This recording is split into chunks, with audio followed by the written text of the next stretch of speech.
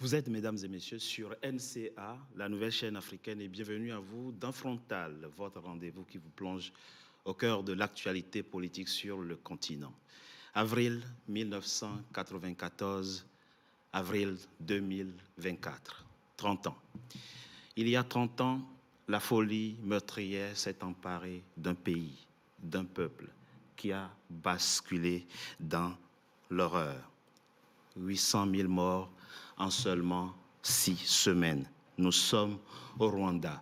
Les victimes de ce drame sont essentiellement de l'ethnie minoritaire, les Tutsis. La communauté internationale n'a pas pu empêcher ce drame. Le diplomate ghanéen Kofi Annan, alors secrétaire général des Nations Unies, secrétaire général adjoint des Nations Unies en charge des opérations de maintien de la paix, dira les yeux presque larmoyants que ce fut le plus cuisant échec de sa carrière. Mais le mal était déjà fait.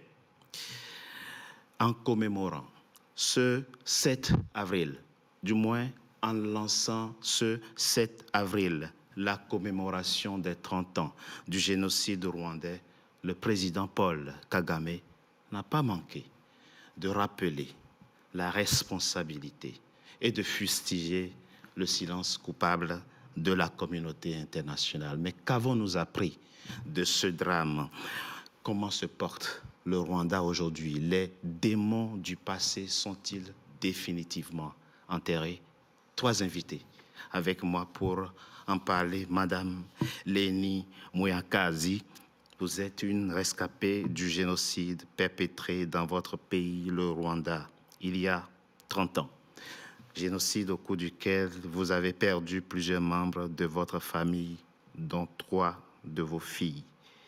C'est horrible ce que vous avez vécu. Vous êtes la présidente et fondatrice de l'association Toubéo Family, une association des rescapés du génocide vivant en France. Et vous êtes co-auteur de ce livre, Rwanda 1994, Paroles de rescapés, publié aux éditions L'Harmattan. Merci. Merci à vous d'avoir accepté notre invitation. Gratien Okendikiza, vous êtes un ancien officier de l'armée burundaise. Tutsi burundais êtes-vous? D'une certaine manière, vous êtes un peu concerné par ce qui est arrivé à vos frères Tutsi de l'autre côté de la frontière. Grand soutien, êtes-vous, du président rwandais Paul Kagame. Merci d'avoir accepté notre invitation. Vous êtes également auteur du livre Trahison au Burundi. Et merci d'avoir accepté notre Merci Richard. Merci. Juste une petite parenthèse, je ne me revendique pas vraiment en tant que Tutsi. Oui, je sais, mais la précision valait la peine. Patrick Mbeko, vous êtes, écrivain spécialiste des Grands Lacs. Alors, quel regard portez-vous sur la commémoration des 30 ans lancée le 7 avril au Rwanda? On en parle au cours de cette émission. Vous êtes également écrivain et auteur de plusieurs livres, dont celui-ci, Stratégie du chaos et du mensonge, poker menteur en Afrique des Grands Lacs. Merci d'avoir accepté notre invitation. Commençons par vous. Madame Muyakazi, lorsque ce 7 avril, le président Paul Kagame allume la flamme du souvenir du mémorial de Gisozi à Kigali et lance ainsi la commémoration pour plusieurs mois des 30 ans du génocide rwandais. Quel sens cela avait-il pour vous, vous qui êtes une rescapée de ce drame? Je corrige d'abord parce que le génocide a une appellation. Ça s'appelle génocide perpétré contre les Tutsis. Ce n'est pas le génocide des Rwandais. J'ai dit génocide des Tutsis, bien sûr. Oui. C'est ce que j'ai dit, oui. Et ce qui m'a fait la journée du 7, c'est il y a 30 ans que j'ai vécu ça. Il y a 30 ans que j'ai vécu l'horreur. Et j'ai trouvé important à commémorer, à se souvenir des nôtres, pour leur donner leur place, même s'ils ne sont plus.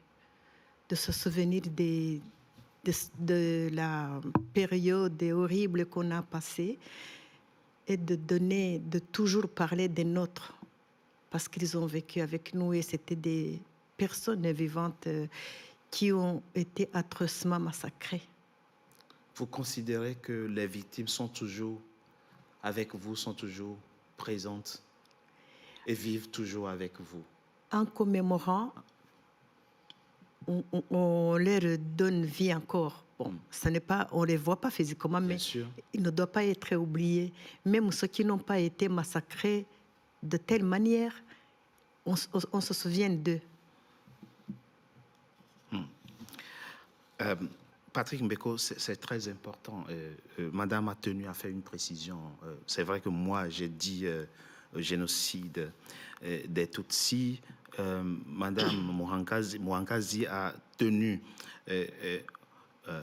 à préciser qu'il faut dire génocide des Rwandais. Alors c'est vrai que le débat existe, cette querelle des mots existe entre certains qui préfèrent qu'on dise génocide des Rwandais en faisant allusion, bien entendu, en pensant, bien entendu, à quelques victimes qui ne sont pas forcément Tutsis, mais au regard de l'ampleur en termes numériques de ce génocide, est-ce que cette querelle vaut vraiment la peine, selon vous? Personnellement, je crois que d'abord, c'est une terrible tragédie qui a frappé non seulement le continent, non seulement les Rwandais, mais l'Afrique et l'humanité. C'est la raison pour laquelle on a dit que l'humanité a failli au Rwanda. C'est ça. Maintenant, s'agissant du débat, je dois quand même rappeler que jusqu'en 2017, l'ONU parlait du génocide rwandais parce qu'on partait du principe qu'il y avait eu des victimes Tutsis qui avaient été ciblées comme telles, mais il y a aussi des victimes Hutus qui ont été ciblées comme telles. Et c'est la raison pour laquelle les premières résolutions des Nations Unies parlaient du génocide rwandais. Et d'ailleurs, on parlait des massacres des Tutsis et des Hutus dits modérés. Oui. Et donc ça, c'est le mot. Et il y a eu, de mon point de vue, une politisation de l'enjeu qui a fait qu'en 2017, l'ONU a dû, sans vote, il faut rappeler, il n'y a pas eu de vote, il n'y a rien eu, à la demande du président Kagame, en tout cas du Rwandais, des pressions qui ont été exercées sur les Nations Unies pour qu'il y ait une forme de réqualification de la dénomination génocide rwandais pour génocide des Tutsis. Mais pendant ce débat-là, il y a eu deux interventions très importantes qu'il faut relever, qui sont celles de la représentation américaine à l'ONU et de la représentation britannique. Et lorsqu'on a parlé de génocide, lorsque le Rwanda avait demandé qu'on parle essentiellement de génocide des Tutsis, les Américains, les Britanniques ont fait savoir qu'il y avait aussi des Hutus, il ne faut pas l'oublier. Et d'ailleurs, lors des commémorations des 30 ans, justement, il y a quelques semaines, il y a quelques jours, le secrétaire d'État américain, Anthony Blinken, a rappelé cela pour dire qu'il ne faut pas sanctuariser ce drame pour en faire un drame ethnique. Oui, en fait, les gens ont été ciblés pour ça en partie, mais c'est d'abord une tragédie nationale qui a touché tout le peuple rwandais. Et d'ailleurs, je veux conclure là, il y a même un groupe auquel on ne parle pas beaucoup, auquel on ne pense pas souvent, ce sont les Touaregs qui ont aussi été massacrés et que l'ONU reconnaît dans l'un de ses rapports à l'époque. Mais aujourd'hui, on parle essentiellement, et si vous regardez aujourd'hui toutes les dépêches de presse depuis quelques jours, on parle de génocide des Tutsis et des Hutus modérés. Moi, personnellement, je ne suis pas très d'accord avec l'expression Hutu modéré, mais on pourra y revenir. Mais c'est un drame de mon point de vue qui a touché autant les Tutsis, les Hutus que les Touaregs. Gratien Okendikiza, pour que ceux qui sont étrangers au drame dont nous parlons ici comprennent rapidement comment tout ça est né. Vous êtes un officier de l'armée burundaise, je l'ai rappelé. Nous sommes le 6 avril 1994. Le président rwandais Juvenal Habyarimana et son homologue burundais Cyprien Ntaryamira sont à bord d'un avion, un Falcon 50, qui devait atterrir à Kigali. Un missile est lancé, l'atteint de plein fouet. Les deux décèdent avec les membres de l'équipage.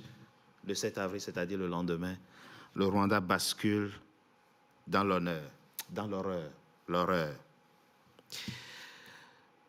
Des informations que vous avez aujourd'hui, qu'est-ce qui s'est passé le 6 avril? Qui a tué Juvenal Habyarimana? Bon, tout d'abord, je vais rectifier une chose. Bon, juste, on parle le génocide. Quand on dit génocide rwandais, Tutsi et Hutu modérés, d'abord, excluons. S'il n'y avait pas de génocide, s'il n'y avait pas les Tutsis tués, s'ils avaient tué que les Hutus modérés, on ne parlerait pas de On est génocide. totalement d'accord. De ce point de vue. Oui, cela veut dire que finalement, le génocide concerne, quand on parle de génocide, c'est-à-dire qu'on tue tout le monde, les enfants, les femmes, les hommes. Ça s'est passé contre les Tutsis. Sur les barrières, on tuait tous les Tutsis. Donc, ça veut dire que le génocide concerne les Tutsis. Comme par exemple, on peut dire que personne n'oserait dire qu'il y a eu un génocide allemand ou français parce qu'ils ont tué les Juifs. On dit toujours que c'est un génocide contre les Juifs parce qu'on a tué les Juifs, mais il y a... Non, en Allemagne, c'est différent. C'est Oui, l'État. oui. C'est l'État. C'est l'État, Oui, c'est l'État justement, mais ouais. même au Rwanda, c'était préparé. Ouais. Alors, revenons à la question que vous posez. Oui, c'est comme ça que le drame a commencé et qui justifie aujourd'hui qu'on fasse cette émission. Alors, je vais vous dire, moi, oui. de qualité d'ancien officier, je reste toujours officier. J'étais au Rwanda plusieurs fois. Oui. J'ai même fait, j'ai écouté la thèse du juge Brugger, d'ailleurs, qui est complètement écarté par un autre juge. J'étais au Rwanda, j'étais sur la colline Masaka. On dit, à cet endroit-là, ça a été tiré. J'étais voir l'avion où l'avion s'est écrasé. Oui. Et j'ai constaté que c'était impossible de tirer sur un avion à ce moment-là et que l'avion continue son chemin jusqu'à côté juste du lieu de résidence du président. Il n'y a pas eu de missile tiré? Non, je vous explique. Okay. Je parle d'endroit. D'accord. Donc, ils disent que c'est les gens du FPR certains disent, mais la thèse est déjà balayée parce qu'Abdul, qui disait que le témoin, le fameux témoin du juge Brugger, qui était au FPR, il n'a jamais été au CND, il n'a jamais été à Kigali. Ce n'était même pas un militaire. C'était un infirmier.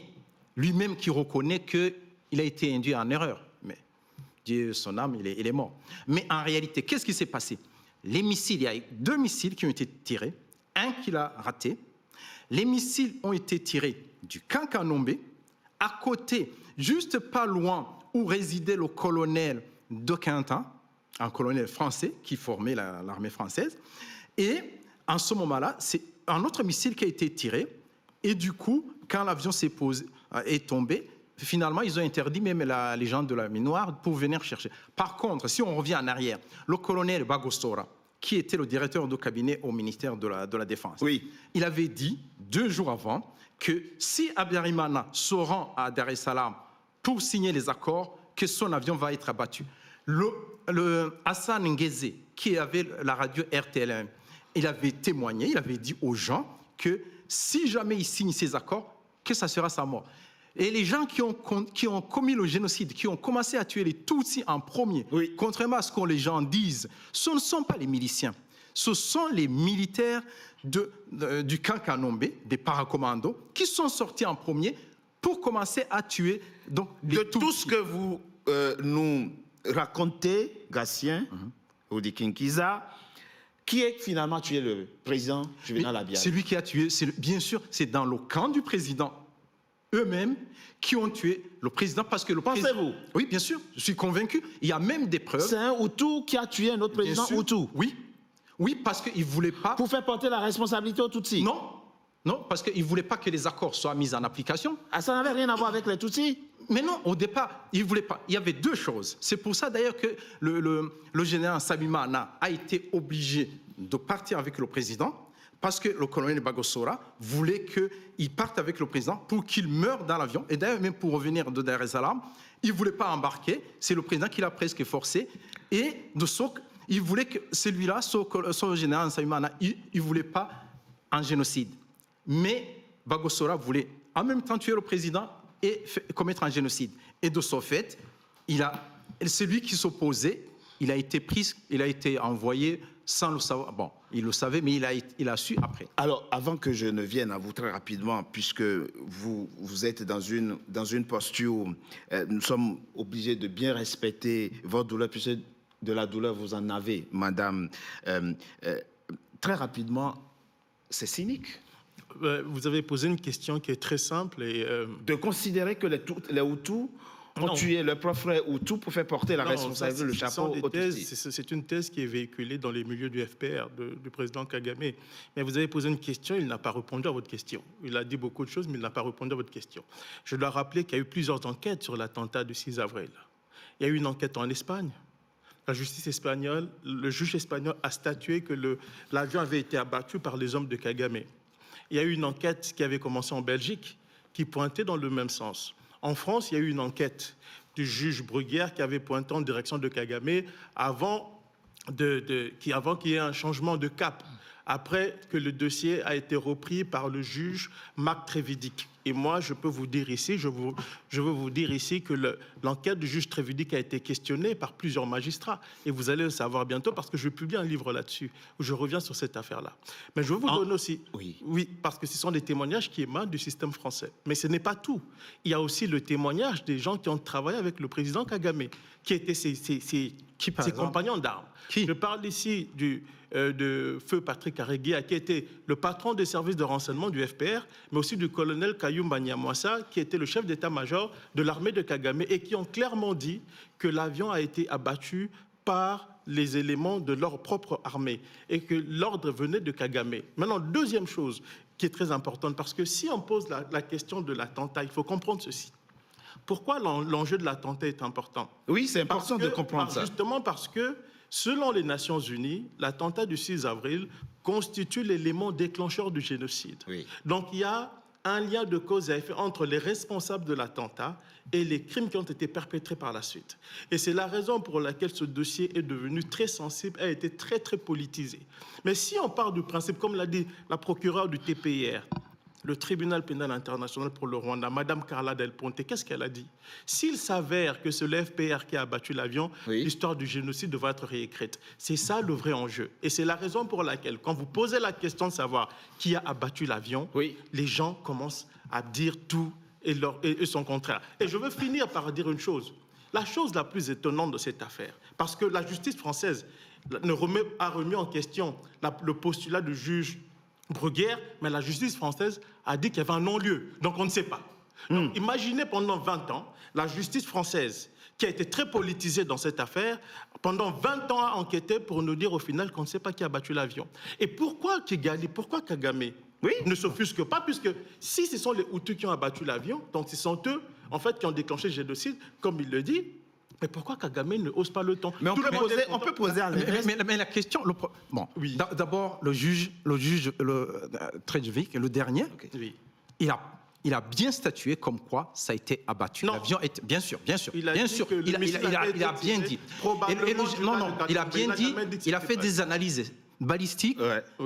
Le tir, même ceux qui défendaient le tir de Massacre ont changé d'avis. Avez-vous lu le rapport balistique? Ont changé d'avis. Oui, bien sûr. Bien sûr, je l'ai lu. La raison pour laquelle je vous pose la question, c'est parce que dans le rapport balistique, le juge Trévidic ne tranche pas. On est dans les hypothèses. Et toutes les personnes qui défendaient la thèse. Moi, j'ai appris un peu de la balistique. Je suis capitaine de l'armée. Je reste sur le rapport. Est-ce que le rapport dit que ce sont les Hutus qui ont abattu l'avion? Si. Est-ce que le rapport le dit? Ils disent bien, ça a été tiré du camp. Non. Est-ce que le rapport dit que ce sont les Hutus qui ont abattu l'avion? Tout d'abord, le général Kayumba, qui devait venir témoigner à Paris, finalement, il a dit que il n'a pas d'éléments. Je vais vous apporter une information que vous ne savez pas. L'avocat du général Kayumba Nyamwasa a demandé à ce que son client soit entendu par la justice française. Et la justice française a refusé. Vous savez pourquoi? Parce que le monsieur qui avait été nommé par Sarkozy pour faire sauter le dossier de l'attentat s'appelle monsieur Bernard Kouchner, qui est un ami de Paul Kagame. Quand Bernard Kouchner devient le ministre des Affaires étrangères du président Sarkozy, il met en place une task force composée de madame Charlotte Montel, de monsieur Contini, qui va devenir ambassadeur de France au Rwanda, et d'un autre diplomate, et de madame Sylvie Pand, qui est une magistrate. Et au moment où l'avocate de Kayumba Nyamwasa demande à la justice française d'entendre son client, la France refuse. Vous savez pourquoi? Parce que Madame Charlotte Montel était à cette époque-là nommée secrétaire à l'ambassade de France en Afrique du Sud et elle va faire sauter le dossier. Non, monsieur, vous avez tort parce que la justice française n'a pas eu l'autorisation. Le juge n'a pas eu l'autorisation d'aller en Afrique du Sud pour enquêter, pour poser les questions à Kayumba Nyamwasa. Et Kayumba Nyamwasa, au moment où il devait venir, il y avait toutes les autorisations. Il n'est pas venu. Je peux vous faire une petite révélation? Il n'est pas venu. Je peux vous faire une petite révélation ici, sur le plateau? Monsieur. Moi, si vous permettez... Non, finissez très rapidement. J'ai la fille David, j'ai une copie de la fille David du général Kayumba Nyamwasa sur l'organisation de l'attentat. Et la justice française n'a jamais voulu l'entendre. Je peux le présenter. Et pourquoi? Attendez, c'est pas question de dire... Parce que quand Sarkozy est arrivé au pouvoir, il s'est engagé à se rapprocher du Rwanda et du président Kagame. Et l'objectif était de faire sauter le dossier de l'attentat qui avait été monté par le juge. Alors très rapidement, avant que madame ne prenne la parole. Alors, en criminologie ou dans une enquête pénale, on pose la question à qui profite le crime. Pourquoi les Tutsis quel intérêt auraient-ils eu à abattre l'avion du président Parce que Kagame voulait s'emparer du pouvoir par la force. Si en cas d'élection, Kagame n'allait pas le gagner parce que le Rwanda s'est été fracturé ethniquement. Donc la mathématique ethnique allait plaider en faveur des Hutus qui sont majoritaires. Et donc le président... là, vous supposez des élections. C'est une hypothèse. C'est une hypothèse. Mais c'est l'hypothèse, mais en même temps, il faut savoir, il ne faut pas dire que c'est... Absolument. Mais on Kagame, je vous dis, même les gens qui sont au CND, les militaires qui étaient au Parlement, le soir, il y avait les gens de Minoir qui étaient là. Ils n'ont pas bougé. Ils ont bougé le lendemain après-midi. Même les militaires de Kagame qui étaient à Moulindi n'ont pas bougé sur le champ. Donc, les tirs, tout le monde, même jusqu'aujourd'hui, les tirs sont partis du camp Canon. Vous avez cité la Minoire. Voici ce que Amadou Démé, qui est l'officier de renseignement de la Minoire, dit. Il dit ceci. On a interdit à la Minoire déjà d'aller chercher la boîte noire. Non. Pourquoi les Français ont interdit? Le premier officier qui arrive devant les débris de l'avion, c'est le capitaine Amadou Démé, qui était le responsable du renseignement au sein de la Minoire. Et il a dit ceci. Non, c'est pas lui qui est arrivé. Non. C'est en France qui est arrivé. Mais alors, on ne saura jamais. De toute façon, avançons. Alors, madame, comment vous situez-vous par rapport... le plus important dans ce débat, ce n'est pas véritablement... Non, moi, je n'ai pas besoin d'entendre ça. Voilà, parce que moi, je suis dans les 100 jours de mémoire des miens. Absolument. Et là, ça devient... Qui a bâti l'avion, j'étais au Rwanda, j'avais 33 ans. C'est ça. Je connais la vérité sur ceux qui se préparaient. J'ai vu tout ça. Donc, je ne veux pas entendre des formations. Oui, d'accord. Donc, je préfère ne pas rentrer dans ce débat. Bien sûr. Nous, on va continuer. Oui, donc, moi, je pense que c'était pour rendre hommage. Bien sûr, absolument. Et respecter la mémoire. Mais c'est ce que nous allons faire. D'un million de Tutsis qui ont été massacrés. Absolument. Et c'est ce que nous allons faire. Je suis totalement d'accord avec vous. Bien sûr. Ouais. Et moi, personnellement, je veux vous dire, moi, je compatis avec tous les Rwandais, qu'ils soient Tutsis ou Tuétois. Et d'ailleurs, le livre que je veux publier, madame, je le dédie à 2 rescapés Tutsis. 2. Ouais. Parce que j'estime que ce qui s'est passé au Rwanda est quelque chose qui fait honte à l'espèce humaine. Les gens ont fait preuve d'une animosité qui ne s'explique pas 30 ans plus tard. Moi, je ne suis pas rwandais, je ne rentre pas dans ce débat, mais je trouve qu'il est important pour le bien-être des Rwandais, mais aussi pour construire un pays prospère, il faut le faire dans la vérité.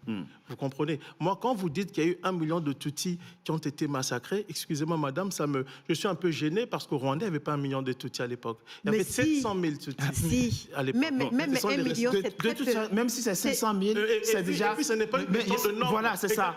C'est ça. Même si c'est 200 000, c'est déjà beaucoup. Moi, j'ai entendu votre histoire. Ouais. Ça m'a choqué. Vous avez perdu vos enfants. Vous avez perdu les membres de vos familles. Oui. Les membres de vos... Je connais beaucoup de Rwandais qui ont perdu les membres de leur famille. Vous savez Kizito Mihigo, qui est mort, le rescapé Tutsi. Moi, j'ai échangé avec lui. Il avait perdu les membres de sa famille. On entend ces gens... Je propose qu'on marque une coup de pause. On revient dans quelques instants, dans quelques petites minutes pour suivre cet échange. Merci. À tout de suite.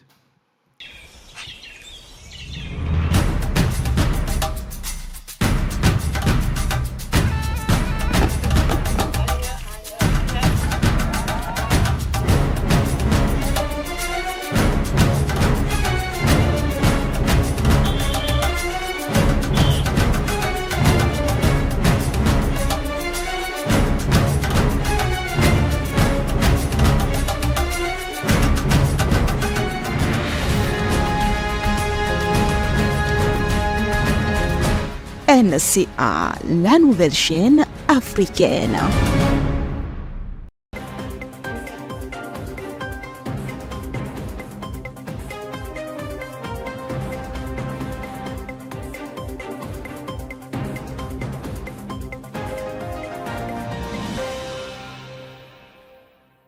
Deuxième partie de notre émission consacrée à la commémoration des 30 ans du génocide des Tutsis. Mes trois invités sont toujours avec moi. Patrick Mbeko, vous étiez en train de nous expliquer comment et combien vous compatissez aussi et surtout à la douleur des rescapés de ce drame dont nous sommes en train de parler et drame dont l'étendue, au fond, nous interdit moralement d'entrer dans cette spéculation qui, normalement, ne respecterait plus finalement la mémoire de certains. Je suis d'accord. Moi, je crois que, et comme je le disais tantôt, moi, Madame Onyakazi, quand je vous ai entendu présenter sa brève biographie, ce qui lui est arrivé, moi, ça m'a choqué. Mais oui. C'est le cas de beaucoup de Rwandais, des centaines de milliers, voire des millions de Rwandais. Et donc, moi, je crois que on peut avoir un débat sain et je suis mal à l'aise quand on essaie de politiser ou de faire de la récupération autour de cette histoire. Parce qu'il s'agit de vies humaines et personnellement, je crois que l'on soit rwandais ou pas, les victimes Tutsi, Hutu et Tutsi de ce génocide ne méritent pas que l'on adopte de telles postures. Mais puisque vous êtes géopolitologue et que vous avez des connaissances assez solides en histoire, oui. Il y a quand même qu'il faut revenir à la genèse de la coexistence des groupes ethniques au Rwanda.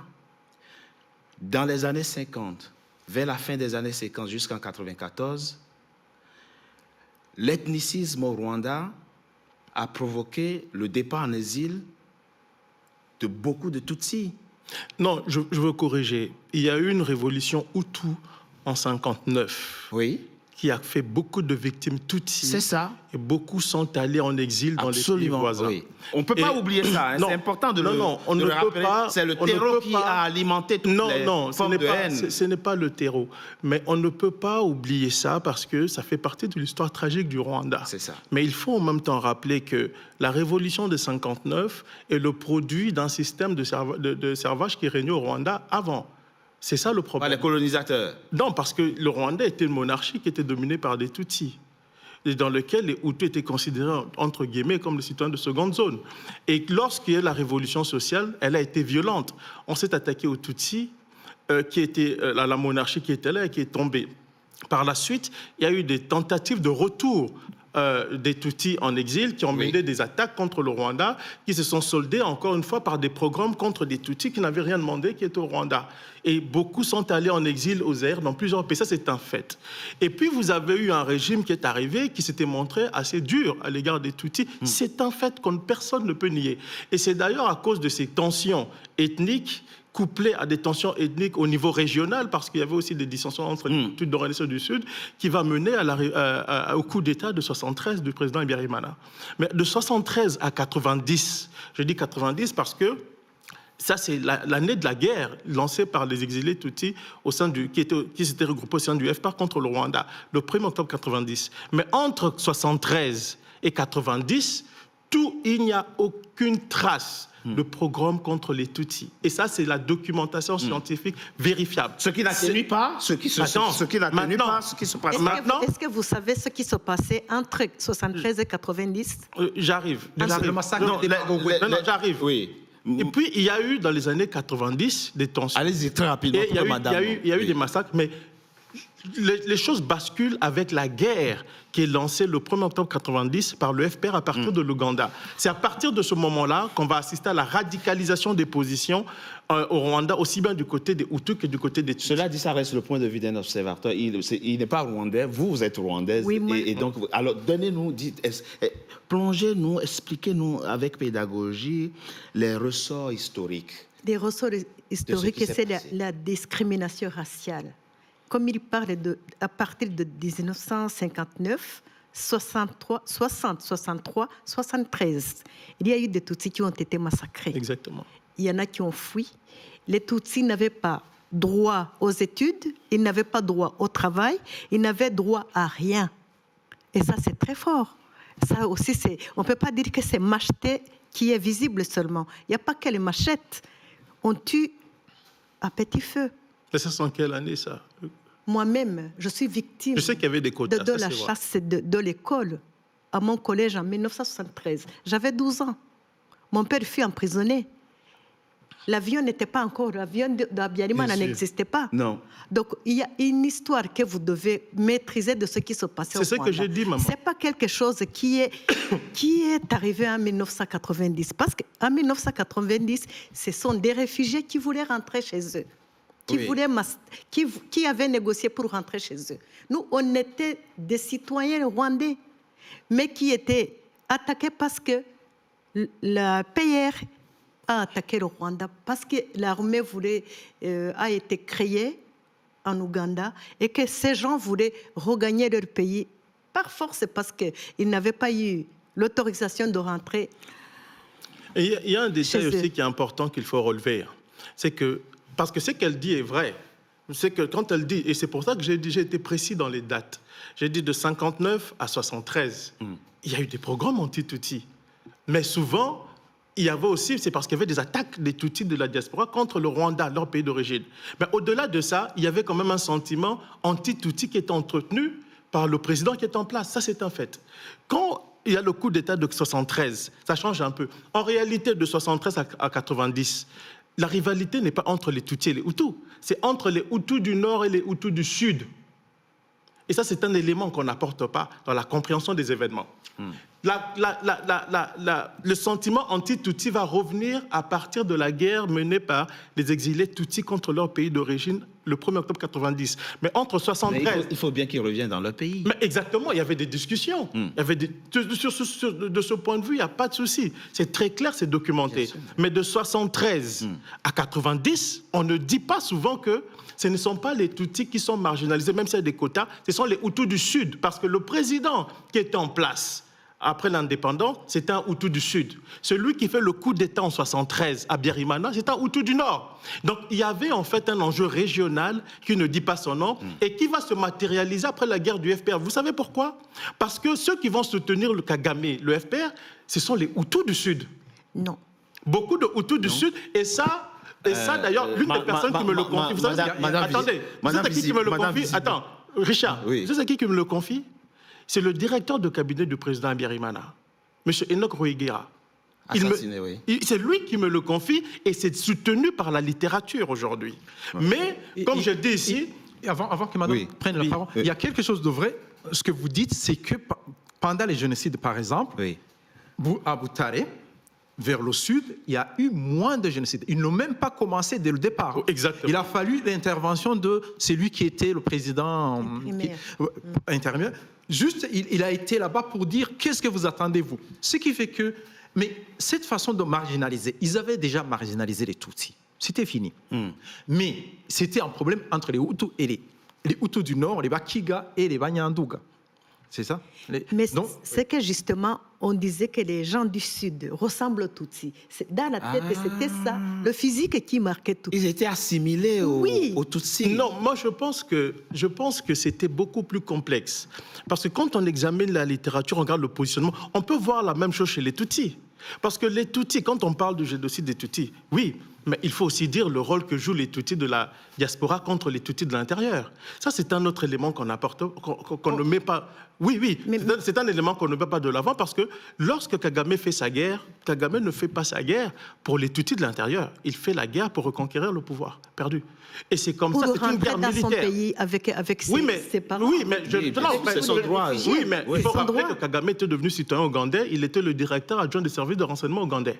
Quand il est allé se faire former aux États-Unis, il est allé comme citoyen ougandais. Quand il décide de faire la guerre contre ce pays, il redevient rwandais. Il était d'origine rwandaise. Oui. Mais quand ils font la guerre au Rwanda, quand ils viennent, même quand ils abattent l'avion du président Abiyarimana, les premières victimes, moi j'ai été surpris, et je ne veux pas vous tout mettre sur la table parce que c'est un travail sur lequel c'est un travail qui va être publié bientôt, mais les premières victimes, contrairement à ce que l'on raconte, c'est d'abord les Hutus de l'opposition. Vous savez pourquoi? Parce qu'eux représentent une alternative crédible en cas d'élection. Et c'est ce qu'on va neutraliser. Une fois qu'on neutralise, et ça c'est une militante de droits de l'homme qui me dit, M. Mbeko, ils ont massacré tous les Hutus de l'opposition, les leaders Hutus. Quand ils finissent, ils se tournent vers les Tutsis, ils commencent à massacrer les Tutsis. Non, Donc il y avait les enjeux du pouvoir qui transcendaient. Non, il y a juste ce que vous dites. Cela veut dire qu'il y avait les gens, il y avait le président du Sénat, il y avait les gens qui devaient accéder au pouvoir. C'est ça. Donc, ils ont commencé par éliminer ces gens. Les gens se disent, ils ont commencé par les Hutus. Non, ils ont commencé, oui, bien sûr, par les Hutus, mais qui pouvaient accéder légalement, notamment le président de la Cour constitutionnelle, le président du Sénat, tous ceux, les modérés qui pouvaient empêcher de faire le génocide, ils ont été éliminés. En fait, c'était une façon de les éliminer. Juste, comme j'ai la parole, juste un petit point. Là, quand on parle des Hutus et des Tutsis, au Rwanda, on a l'impression que les gens qui sont de l'extérieur. Ce ne sont pas des ethnies différentes. C'est une seule ethnie, en fait. C'est pardon? C'est une seule ethnie, en réalité. Exactement. Ce ne sont pas des ethnies. On a l'impression que c'est des gens qui viennent ailleurs. Exactement. Alors, je vais vous étonner. J'ai acheté une thèse de doctorat ici en France, qui a été faite par un monsieur qui s'appelle Nyagahene, un grand historien rwandais, qui a été publié en France. Il y a des statistiques. Le président Kagame, il est du clan des Abeiga. Exactement. Abeiga. C'est un sous-clan, un sous-groupe. Un sous-groupe. Alors, le clan Abeiga, 75% des Abeiga sont des Hutus. 25% sont des Tutsis, dont Kagame. C'est-à-dire que si on prend le clan de Kagame, le clan, c'est-à-dire qu'ils ont l'arrière-arrière-grand-père. C'est ça, bien sûr. Si on prend le clan de Kagame, c'est un clan Hutu. Je vais vous étonner encore. Abiyarimana, c'était son père, c'était Byungula. Son arrière-arrière-grand-père. Et Museveni, c'était Gisita. Et les deux, Byungula et Gisita, avaient le même père, Mateke. Et d'ailleurs, même dans le cabinet du président Abiyarimana. Oui, il s'appelle Mateke. Oui. Et donc, du coup, les deux sont des frères. C'est-à-dire que ce sont des cousins éloignés. Mais la fracture est intervenue. La naissance des Hutus et des Tutsis, ça, c'est intervenu en 1345 avec un roi qu'on appelle Chirimarugwe, parce qu'il fallait faire une guerre. C'était une façon de promouvoir... Mais en fait, la réalité, c'est ceci. Tout ce qu'il dit vous permet de comprendre une chose. Mal de l'histoire du le conflit de Rwanda... Vous allez nous apporter des correctifs, c'est important que vous... Et vous savez, la première question, pourquoi l'ONU parle du génocide rwandais au début? Et là, vous allez comprendre pourquoi, par rapport aux explications qui sont données. Parce qu'en réalité, le conflit n'est pas ethnique, il est politique. Et si vous voulez comprendre ça, il suffit d'écouter tous les observateurs. Mais pourquoi? Mais on ne peut pas exclure sa dimension ethnique. Il y a eu... Attendez, il y a ceci. Le conflit est politico-militaire et l'ethnie va devenir un élément opérant. C'est-à-dire qu'on va l'instrumentaliser de tous les côtés. Les Hutus vont instrumentaliser l'ethnie, les extrémistes Hutus et les extrémistes C'est un facteur subsidiaire. Exact, qui va être instrumentalisé. Et c'est pour ça, et c'est la raison pour laquelle d'ailleurs, quand vous observez aujourd'hui, je vais vous donner un exemple simple. Aujourd'hui, Richard, qui sont les adversaires les plus résolus du FPR? Ce sont les exilés Tutsis qui étaient avec Kagame. Et qui sont aujourd'hui au sein du RNC, le Congrès national rwandais. Madame Ouarkazi n'est pas d'accord avec vous. Parce que alors, si vous je ne suis pas d'accord parce que vous voulez parler de l'histoire du Rwanda en tant que quelqu'un, comme si vous étiez rwandais. Moi, je ne peux pas être d'accord avec toi. D'accord. Avec vous, pardon. Allez-y. Parce que vous dites que ce n'est pas un conflit ethnique. C'est un conflit ethnique où chaque Hutu paysan, il possède une arme pour tuer son voisin, son ami, son parent, sa femme. Ça, c'est pas politique. C'est vraiment la haine. On a tué des Tutsis parce qu'ils l'étaient, madame, j'ai dit ça. Il y a des Hutus, des extrémistes... si vous rentrez ça dans la politique, nous, on ne voit pas. Mon voisin n'était pas politicien. Ça, madame, moi, c'est important ce que dit, madame. Moi, je vous explique en tant que scientifique. Ça, c'est que vous imaginez que quand on est un étranger, on transforme les choses telles que l'on veut. Madame, je vous donne un exemple. Mais je pense qu'il vaut mieux... Oui. Kizito Mihigo, qui est rescapé comme vous, a fait une chanson dans laquelle il dit: oui, les nôtres ont été massacrés, les Tutsis, mais il est temps de reconnaître aussi que les autres ont été tués. On l'a assassiné.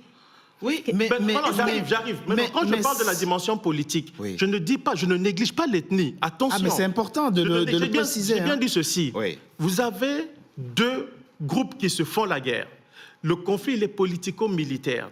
Mais comme ces gens appartiennent à des clans, à des groupes qui sont ethniquement catégorisés, la dimension ethnique s'invite dans ce conflit-là. Patrick Je Mbeko. ne dis pas que l'ethnie Patrick n'existe pas Mbeko. parce que Patrick il y a des Mbeko. Tutsis. Madame, attendez, il faut qu'on comprenne. Attends, parce qu'il faut m'écouter. J'ai bien dit, il y a des voisins extrémistes Tutsis, même pas extrémistes Hutus, qui ont massacré leurs frères Tutsis au Rwanda. C'est ça. Vous avez vu ça? Vous avez vu ça? Attendez, madame, j'arrive. Ils ont massacré parce qu'ils étaient Tutsis. Il ne faut pas me faire mal Non, comme ça. non. Parce que je Parce n'ai que vous pas vu m'écoutez. un Tutsi prendre une machette pour massacrer son frère. Non, ou sa non, sœur madame, Tutsi. madame. Ah, non, Il y a des données qui comptent. Ah non. J'ai des Il faut pas citations. être- De toute il façon, faut pas- C'est pas pendant le génocide, ça. Non, attention. non. Attention. Les hommes pas de d'accord. Kagame ont massacré systématiquement des Hutus. Et ça, c'est dans des rapports secrets de toute l'ONU. façon. C'est des mensonges. Alors, ils n'étaient pas assez nombreux pour massacrer. Les gens qui ont massacré au Rwanda, les Hutus, c'est parce qu'ils avaient une milice. On ne peut pas faire la guerre et en même temps massacrer la population. Ils n'avaient pas assez de gens. Nous, Ils massacraient les Hutus. Kagame n'a pas tué des Hutus. Monsieur Mbeko, Madame Mouyakazi a dit quelque chose de totalement pertinent qui doit interpeller. Quand vous allez dans l'arrière-pays, les gens ne font pas la politique. Hein. Non. Quand des gens qui fréquentent la même église, Oui. qui sont loin des joutes politiciennes, qui sont loin des politiciens, se mettre à s'entretuer, là, il y a quelque chose qui... Exactement. Il y a quelque chose qui ne peut pas nous échapper. Exactement. Il faut qu'on retienne ça. Oui, je suis d'accord avec ça. Alors, qu'est-ce qui s'est passé alors? Alors, c'est pour ça que Autrement, je dis... Oui. Ce que je peux dire, c'est que ces paysans étaient éduqués dans ce sens. Ils ont reçu des armes. Ils ont eu des consignes. Ils ont fait les statistiques des Tutsis partout dans le pays. C'est-à-dire qu'on a attaqué chez mon beau-frère, où étaient mes enfants, la nuit du 6. C'était planifié, messieurs. Le génocide... Il faut pas... Non, excusez-moi, madame Il ne faut pas Mouyakazi. Je veux juste politiser. dire une chose. Il ne faut pas politiser ça. L'ONU a mis en place un tribunal.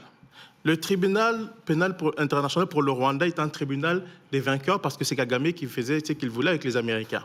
Malgré ça, madame, je suis dans l'obligation de vous faire comprendre. Ah non, il n'y a rien à me faire comprendre. L'ONU, ce n'est pas moi, ce n'est pas Patrick Mbeko. L'ONU a clairement dit que la planification du génocide n'a pas été démontrée.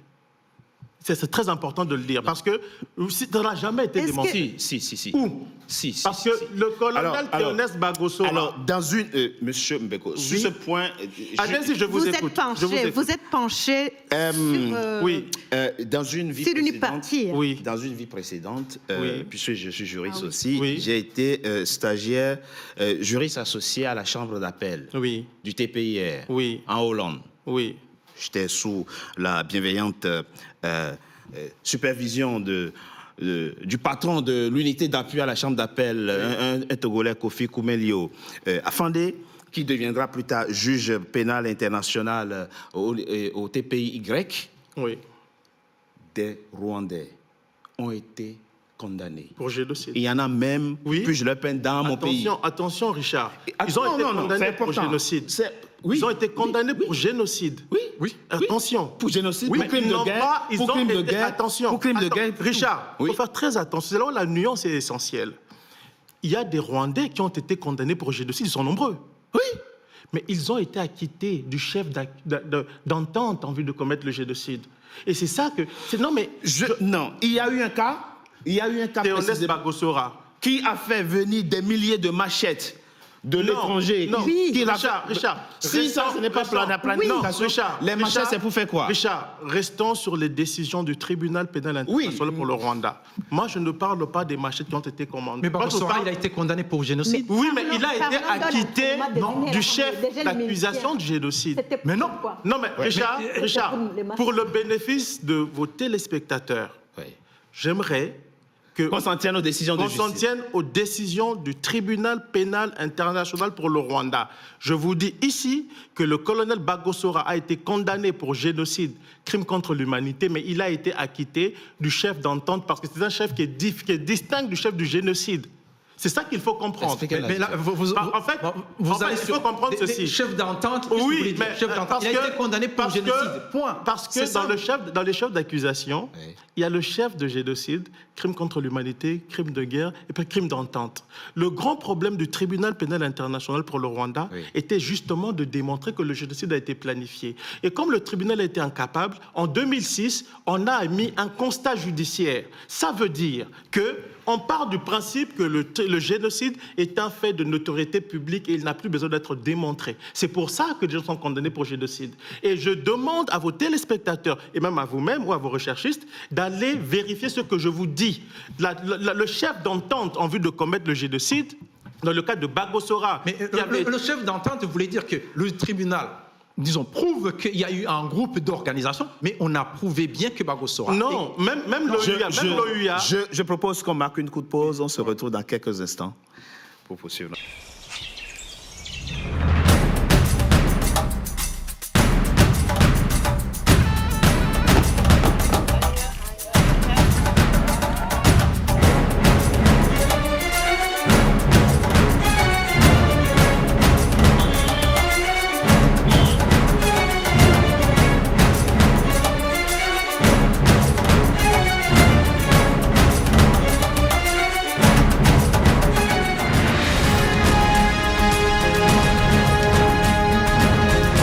NCA, la nouvelle chaîne africaine.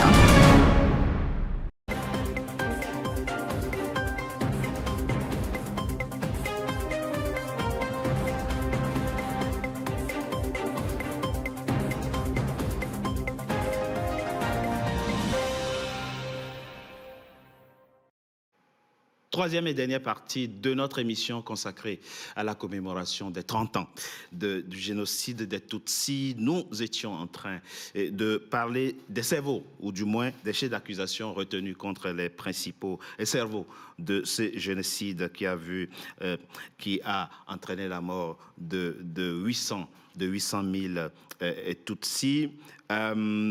On doit avouer par honnêteté que Patrick Mbeko avait effectivement raison quand on parlait notamment du colonel Bagosora qui a été bien entendu reconnu coupable par le TPIR de crimes de génocide, mais exempté, en tout cas acquitté de chef de crime d'entente. Nous sommes obligés de le dire par honnêteté, mais ce qui effectivement n'enlève absolument rien au drame dont nous parlons dans cette émission.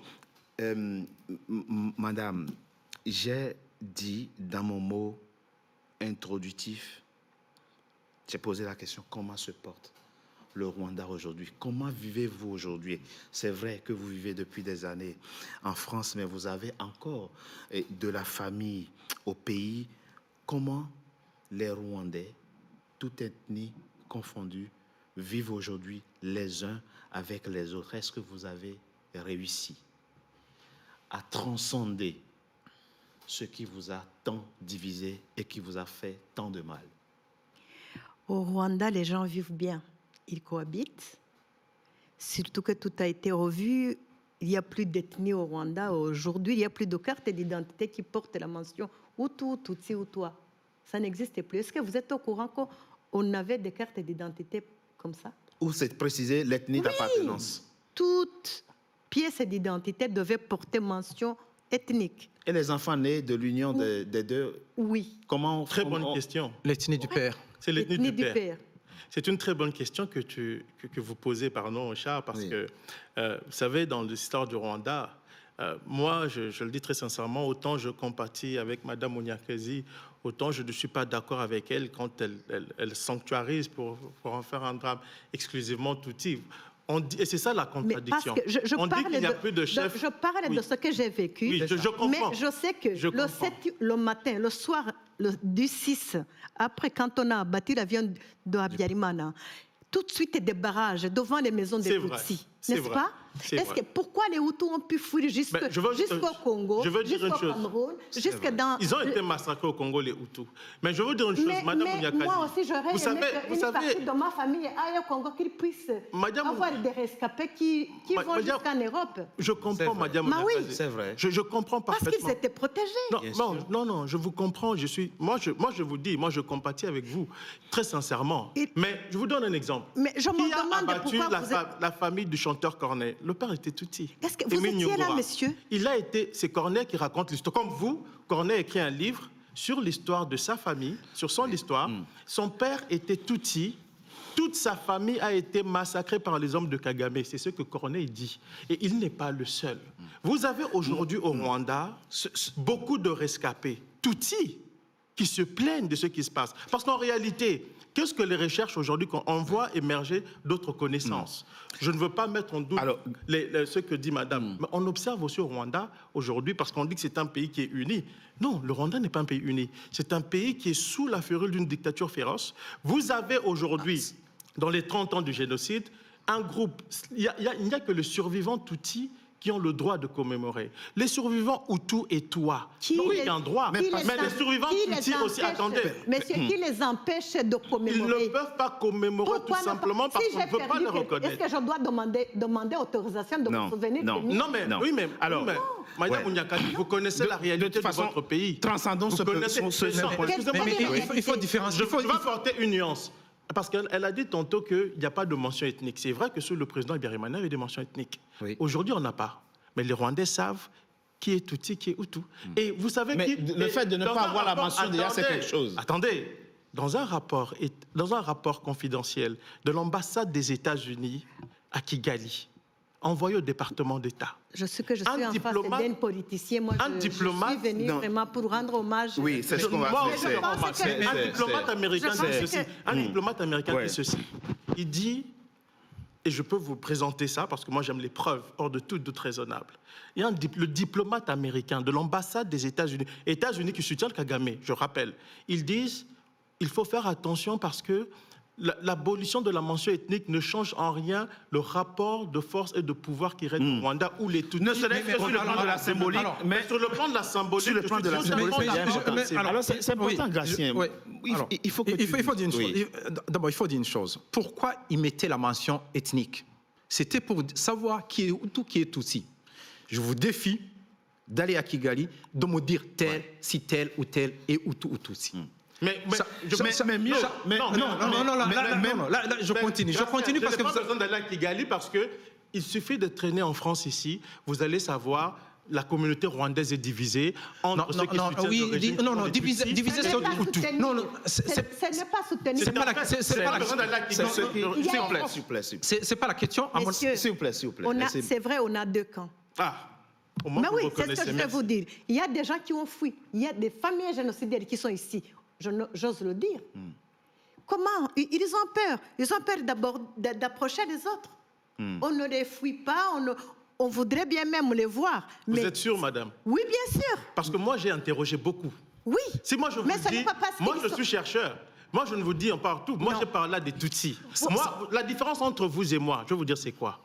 Moi je ne suis pas rwandais. J'ai la liberté de parler à tous les Rwandais sans complaisance. Et j'ai vu chez les Rwandais cette division. C'est la raison pour laquelle j'ai dit tantôt à Gratien, j'ai pas besoin d'aller à Kigali.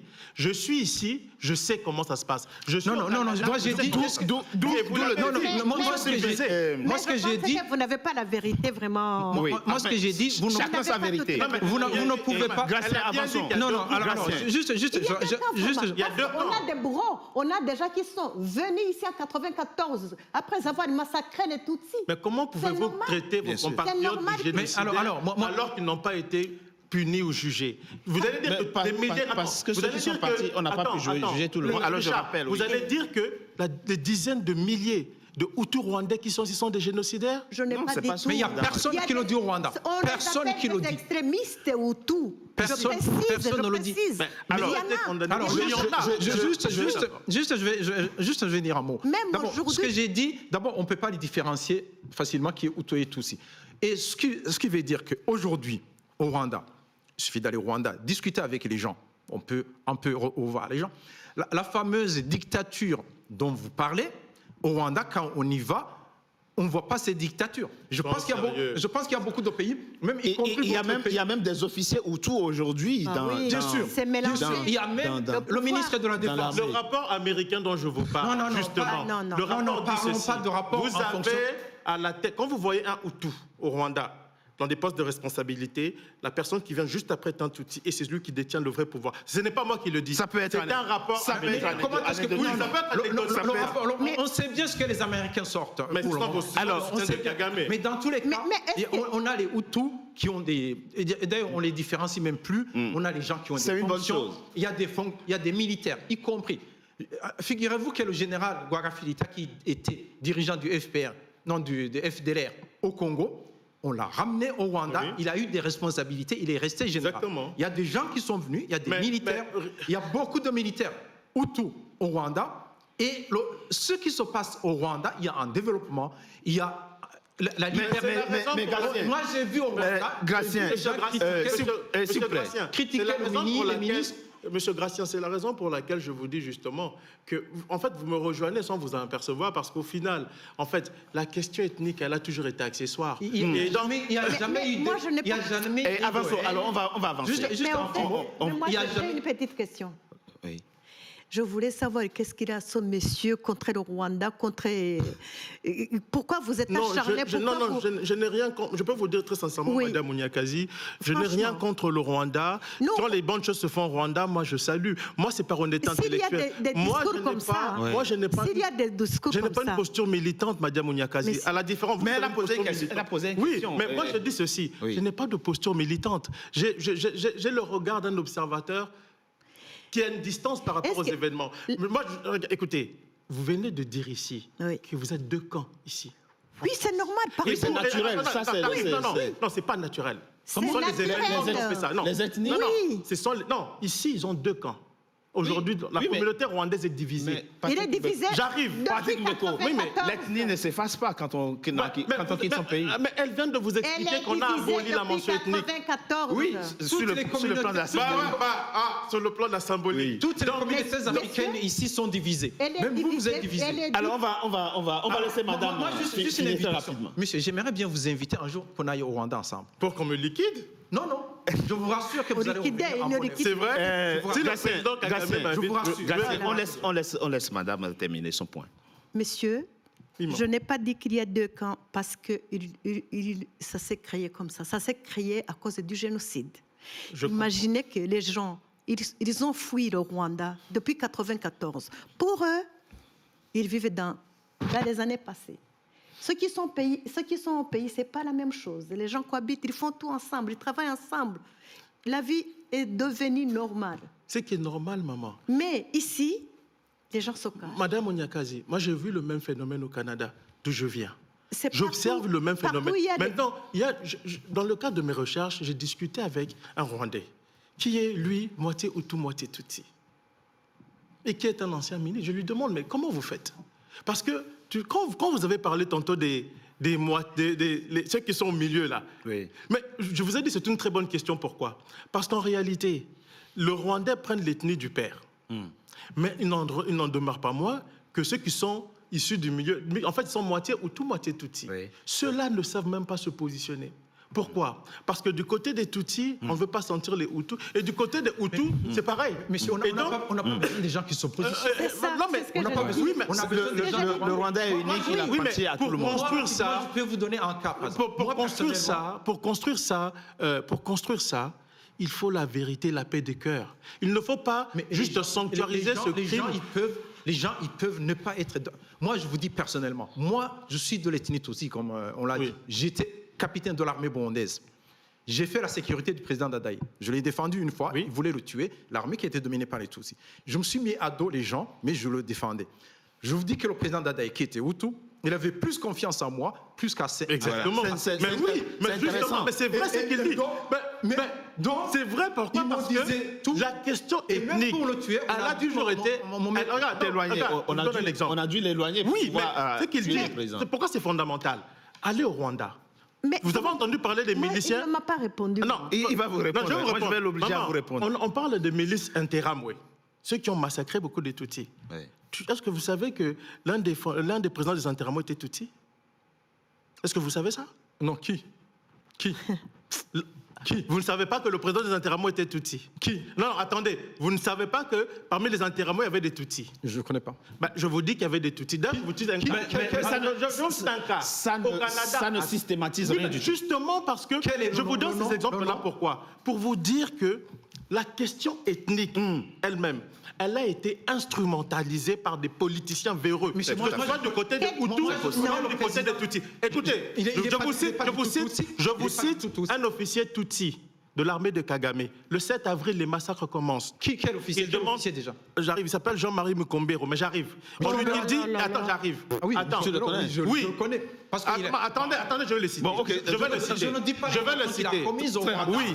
pour qu'il parte à l'étranger. Il dit, ils ont demandé, quand les massacres commencent, ils demandent, l'officier Tutsi, les militaires Tutsi demandent d'intervenir pour aller arrêter les massacres. Mukombero demande à Charles Kayonga, qui est proche de Kagame. Kayonga lui répond ceci. Après avoir consulté Paul Kagame, il leur répondit qu'il fallait attendre que beaucoup d'atrocités soient commises et qu'elles soient connues de tous avant de les autorités à sortir. Kagame s'est autoproclamé, ça c'est un autre qui dit, le sauveur des Tutsis, alors que c'est lui qui a rendu possible leur extermination et qui nous a même empêché de leur venir au secours. Alors que nous avons... Non, j'arrive. Un autre, ce n'est pas... Il y a un autre, général Dallaire.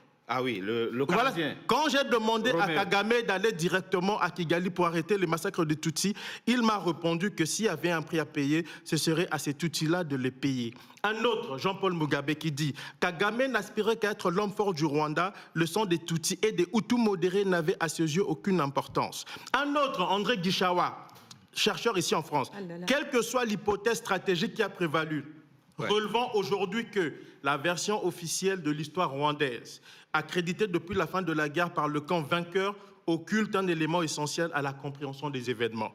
Le mouvement rebelle issu de la diaspora Tutsi n'est pas entré en guerre ni ne l'a conduite pour sauver les Tutsis.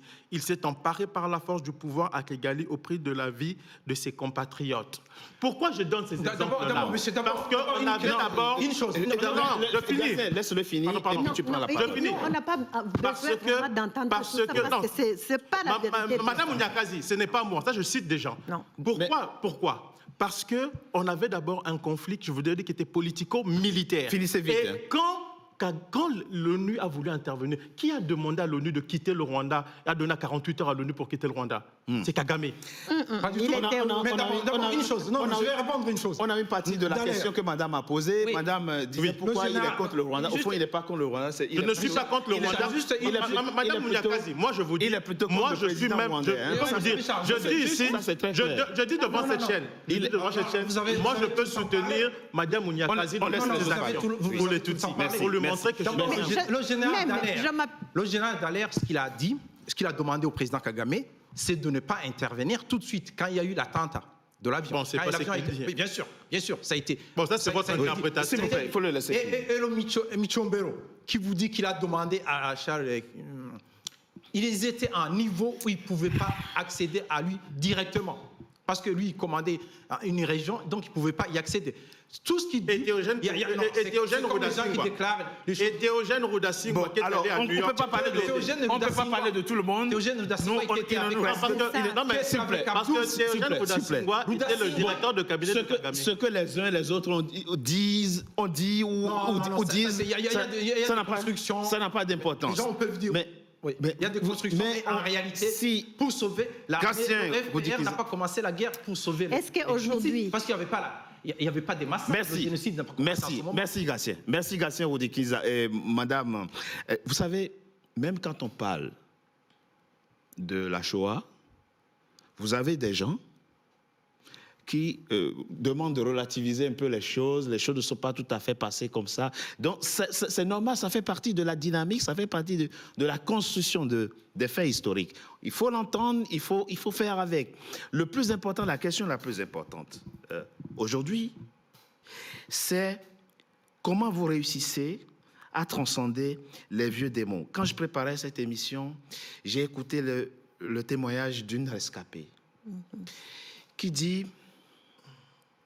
On est venu chez nous, ils ont tué ma mère, j'ai passé la journée à nettoyer l'appartement de son sang.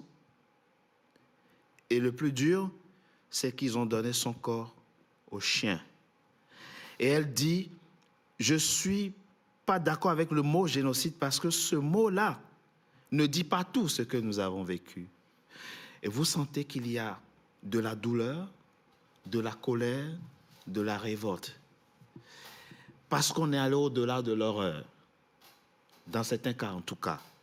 La question, c'est comment on réussit à cimenter, malgré tout, l'unité, la cohésion et vivre avec les plaies du passé. Parce que la survie était nécessaire d'abord. Puisqu'il n'y avait pas... D'abord, moi, je suis en France, il y a d'autres qui sont dans d'autres pays, mais il y a des rescapés qui vivent au Rwanda. Bien sûr. Ils étaient obligés.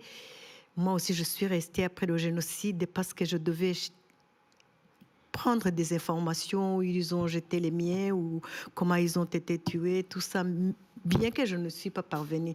Monsieur, pour vous dire comment c'est très grave, les bourreaux, ils ne montrent même pas où ils ont mis les corps des nôtres. Ou bien, c'est comme... Vous n'avez pas eu droit au corps de vos 3 filles qu'ils ont tuées? Comment ça? Et comment ça? Vous ne savez pas où elles ont été enterrées? Ils vous disent dans des fosses, mais vous ne retrouvez aucun signe de toute ma famille, ni pour tous les Tutsis. Ils ont été machetés comme des déchets. Ils les ont jetés même dans les lacs, partout où ils voulaient. Malgré tout, vous trouvez la force, vous continuez. Oui, malgré même des gens qui se permettent de parler sur le génocide qu'ils n'ont pas vu. C'est une horreur. C'est quelque chose qu'on ne peut pas se permettre de parler des rescapés, de parler du génocide des Tutsis. Et de dire que, voilà, je ne sais pas. Je ne sais pas si vous êtes politicien ou pas. Non, je ne suis pas politicien, je suis chercheur. Mais moi, est-ce que vous savez comment on a survécu? Est-ce que c'est l'ONU dont vous parlez qui nous a sauvés? Malheureusement, non. Est-ce que c'est la communauté internationale qui est en train aujourd'hui d'écrire n'importe quoi? Oui, mais... Ou bien c'est les Rwandais qui nous ont sauvés? Vous voulez dire Kagame? Dites justement Kagame. Moi... Quand je parle, il n'était pas seul. Oui, mais je veux vous mais dire oui, une chose. On laisse madame finir et puis vous direz votre mot de la fin. Moi, je ne suis pas hantée par quelqu'un. Je suis hantée par des gens qui nous ont arraché des vies humaines. Oui. C'est ça. C'est très grave. Qu'aujourd'hui, on passe aux gens qui dirigent ou pas, mais sans penser comment ces gens sont aujourd'hui. Ces Nations Unies, il faut leur écrire que les rescapés, ils souffrent, ils ont souffert depuis 1994. Ils cherchent la force. Ils ne cherchent pas à venir qu'on envoie des messages comme ça. On se souvient des Hutus, de toi. Moi, je n'ai pas vu de mes propres yeux et Hutus tués dans mon quartier ni là où j'étais. Franchement, ça vous mentir. J'ai su que des politiciens ont été massacrés et c'est ce que je me disais avant le génocide. Je me disais, les hommes politiques, ils étaient en discorde avec le gouvernement qui était en place. On se disait, quand les miliciens chantaient toute la ville de Kigali, on se disait, c'est les politiciens qui vont s'attaquer eux-mêmes. Mais on ne pensait pas à tout le peuple rwandais, Tutsi, aux enfants, aux vieilles personnes, aux personnes handicapées.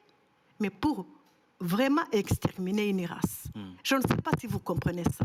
Le reste, ça n'a pas d'importance. Moi, Richard, moi, juste ce que je voulais rajouter. Quant à savoir comment l'avion de Habyarimana a été abattu, un avion, combien d'avions sont écrasés? Est-ce que... Pour vous, c'est un fait banal. Ça ne veut rien dire. Il est mort. Il est mort, d'accord. Il est mort, mais ça ne doit pas emporter 1 million de gens, bien sûr. 1 million de citoyens comme ça, innocents, qui n'ont rien fait. Ok, ce qu'on peut dire, c'est que quand juste l'avion a été abattu, après quand le génocide a commencé, le 7, ce sont les combattants du FPR qui sont sortis de CND, qui sont sortis pour sauver les Tutsis qui étaient dans certains endroits. Et le président Kagame, il a lancé ses forces le 7 dans l'après-midi pour sauver beaucoup de Tutsis. Il faut dire que il a sauvé s'il n'y avait pas l'intervention du FPR. Si, par exemple, contrairement à ce que les gens disent, comme quoi il a laissé tuer les Tutsis, s'il n'était pas intervenu, même en force, parce qu'ils sont arrivés rapidement à Kigali, il y aurait eu beaucoup plus de morts. Donc, on doit vraiment reconnaître, quels que soient les gens qui peuvent juger, on doit reconnaître que l'intervention de l'armée, la rapidité de l'armée a sauvé beaucoup de Tutsis du génocide. Mais le point sur lequel je souhaiterais que vous nous apportiez votre analyse, c'est est-ce que nous sommes aujourd'hui en situation d'éviter ce genre de drame quand on sait que même 10 ans après le Rwanda, on a eu le Darfour où il y a eu plus de 200 000 morts officiellement, et qu'aujourd'hui, dans l'est de votre pays, la RDC, il se perpétue des massacres que la communauté internationale, la même communauté internationale que Kofi Annan regrettait de n'avoir pas vu secourir les Rwandais. Est-ce qu'aujourd'hui, quelque chose a changé 30 ans après? La réponse est non. Tant que la réelle politique continuera à guider les décisions des États, je pense qu'on pourra revivre ces mêmes événements. Vous avez dit 10 ans après au Darfour, mais je vous rappelle que 2 ans après le génocide au Rwanda, les hommes de Kagame ont envahi l'est du Congo, ils ont massacré systématiquement les hommes, les femmes et les enfants, Hutus, et aussi les Congolais. Il y a un rapport de l'ONU qui s'appelle le rapport Mapping, qui parle d'un possible génocide.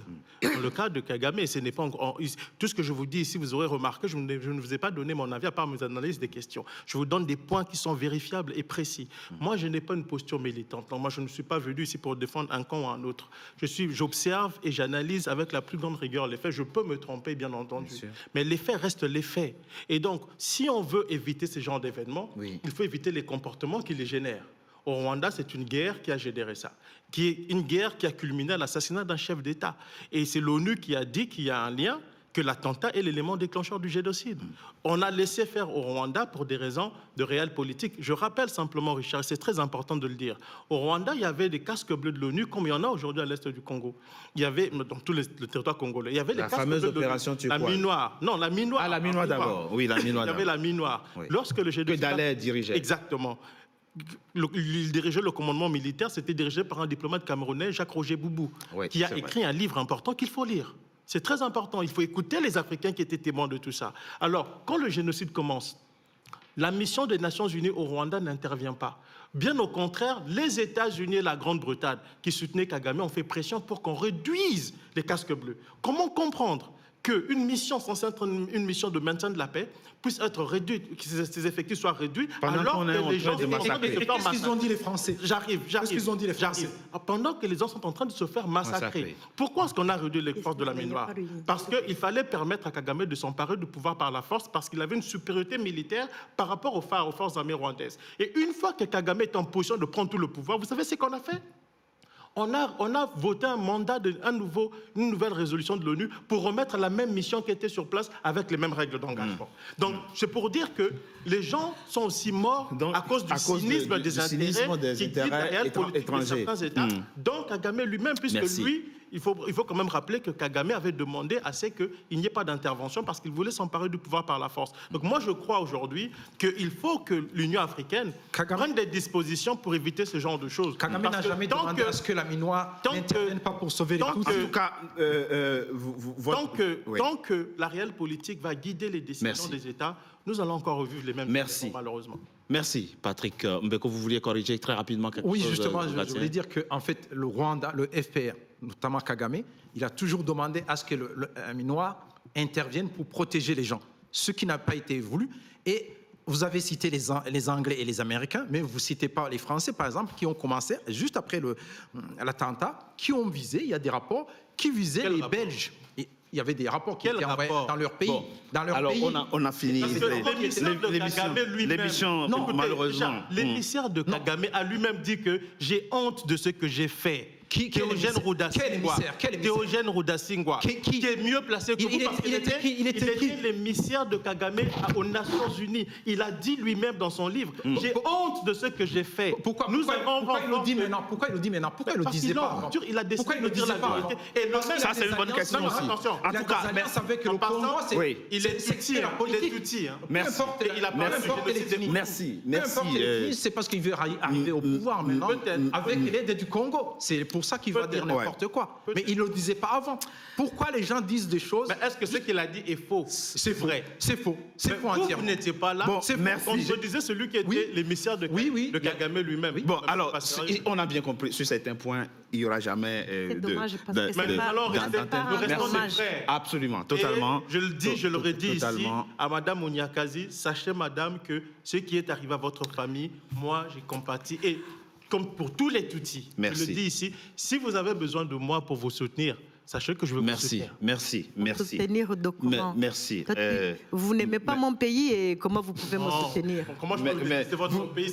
S'il y a quelque chose que vous n'avez pas suffisamment réussi dans cette émission, c'est de ne pas... Déjà, vous semez la haine entre nous. Aujourd'hui, on n'a pas ce discours de Hutu Tutsi. Moi, je suis appelée Tutsi parce que je suis rescapée. Bien sûr. J'ai une étiquette. Et je rappelle le livre. Rwanda 1994, parole de rescapé. Madame, merci beaucoup. Madame Mouakazi, merci d'avoir participé à cet échange et merci pour ce devoir de mémoire que vous permettez à votre pays de perpétuer et pour rendre hommage aux frères et sœurs rwandais qui ont été injustement assassinés. Stratégie du chaos et du mensonge, poker menteur en Afrique des Grands Lacs, c'est le livre dont vous êtes aussi l'auteur. Vous préparez d'ailleurs un autre livre à paraître sur le Rwanda. Merci Patrick Mbeko d'avoir été notre invité. Gratien Oudékinkiza, vous écrivez, j'ai 3 écrivains autour de cette table aujourd'hui. Trahison au Burundi, c'est le titre du livre que vous venez de publier. Et d'ailleurs, vous êtes en train de finir un autre livre à paraître dans les semaines et mois qui viennent. Merci. C'est donc, mesdames et messieurs, la fin de notre émission, que je vous remercie d'avoir été nombreux à suivre. Si vous voulez suivre à nouveau cette émission, allez sur www.nca-tv.com et surtout, abonnez-vous massivement. Merci à vous. Merci. Merci.